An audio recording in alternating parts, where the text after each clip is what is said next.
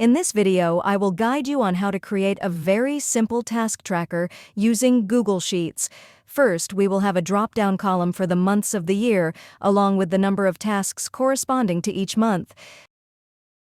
Next is the priority column, where you can select levels like low, medium, and high.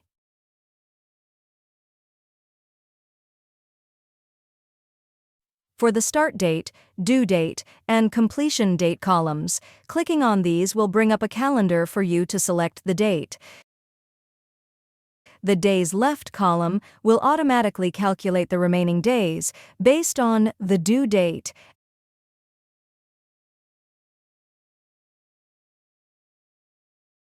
For the Overdue column, any tasks that are overdue will be flagged. For example, if I change the due date of a task to October 3rd, you will immediately see the warning flag appear. Similarly, we have the Status column to track task progress, the % completed column to easily update work progress, and the Note column to jot down any important information. In addition, I've also added simple charts to visualize the data, which helps users quickly grasp insights more effectively. Now let's get started.